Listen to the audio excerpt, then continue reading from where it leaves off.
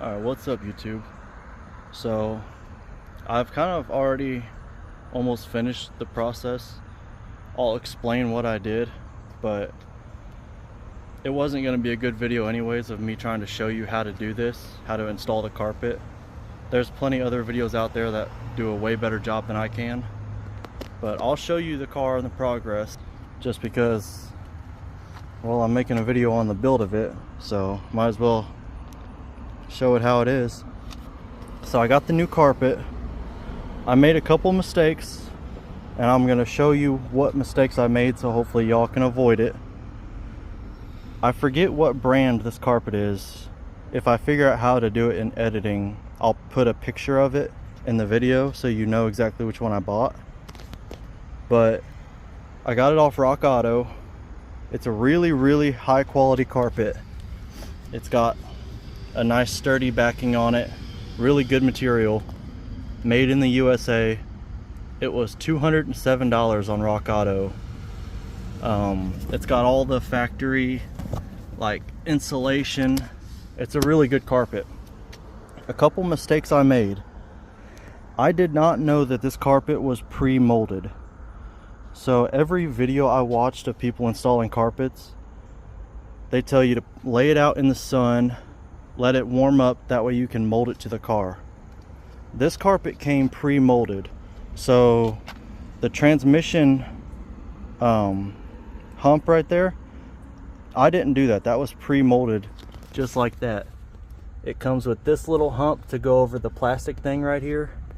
All of this and the back there, it was pre-molded, so I didn't do anything but lay it in here and cut all like holes in it. Here's where I messed up though. I didn't know it was pre-molded, so I didn't know how it was supposed to lay in here. I cut these squares out to put the rear seat in.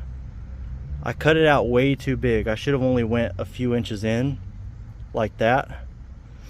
But I had the carpet further back than it was supposed to be. The carpet goes way up in there. So I cut too much out here. And I cut the corners here because I thought there was like a lot of tension. Like when it was together, it was folding up like that. So I thought I had to cut the corners to relieve the tension out of it. But that's not what I was supposed to do. So I'm gonna fix this. I'm probably gonna sew this part back up and I'm gonna fix this somehow. I'm gonna put another piece of carpet in there, sew it in. I'll make it look good, but I'm telling you this so that you can avoid making my mistake. If you go with a pre-molded carpet just like this, you don't need to cut very much. So the most you'll need to cut is at the front. You need to take a few inches off so it can slide way up in there. And then you'll need to cut like a U shape out of the middle so it can slide up in there. And then back here, you need to cut, I don't even think you need to cut anything off here. I cut probably like 3 or 4 inches off here, but I don't think you even need to do that. You do need to cut the little rectangle here for the rear seat to mount in. But that's it. You don't need to do all this stupid crap. That's just me being dumb, not knowing what's going on. Sorry, mosquitoes. But that's it. So these pre-molded carpets are almost completely ready to go. You just need to trim them just a little bit. I found all of my seat bolt holes. I cut the hole for my air vents and my seat plugs. But that's it. The carpet is in. Brand new carpet. I need to put my trim pieces back in, my seats. I'll show you my wiring since we're here. So this doesn't apply to every Crown Vic, but it applies to mine. So the police department that I got this from just took all the wires for their police equipment and they just sliced it up. And it was a whole bunch of exposed wires that I didn't want under my carpet. So I went ahead and taped them all up. I got them nice and like safe so they're not shorting out. And I taped up every individual wire separately, and then I taped them all together to keep it neat. And so that's just gonna sit under my carpet forever. It's nice and neat. It's not gonna hurt anything. It's not gonna short out. There's a couple on that side too, but I got all the wiring taken care of. It's safe and it's put up neat. So, all right, so this is what we're looking at.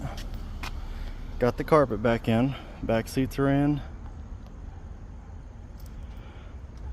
Just bolting the seats in for the last time, hopefully.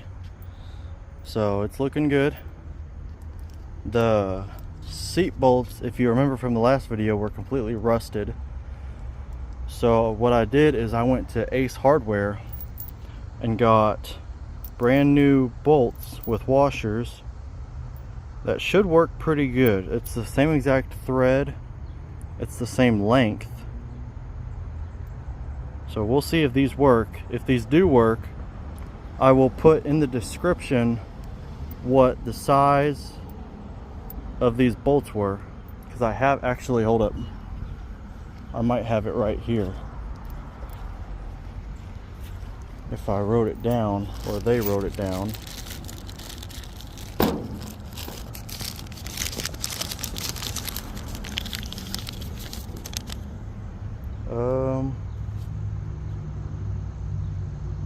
No, there's no size on there. Alright, so I will figure out what size those were and put it in the description if I can. If I can't figure out the sizing, then that's my mistake. But maybe you can get something off of those. I don't know. We'll see if it works though. Alright, this is the wrap-up video for the carpet and interior cleanup. So I got rid of the ugly red duct tape and I put clear Gorilla Tape here just to seal off the broken window until I get it replaced. I'm going to hold off on that. I want to get all new tires on it, get the wheels cleaned up. I bought some really nice center caps for it, chrome center caps I'm going to put on here. I still need to get a battery for it. So the window is going to be the last thing I fix, but the interior is all back together. The carpet came out really nice. The new bolts came out really nice as well. And everything turned out perfect. This carpet, like I said, I'm going to put it in the description, turned out to be a really good one. It feels just like the factory one. It looks just like the factory one. So definitely recommend it.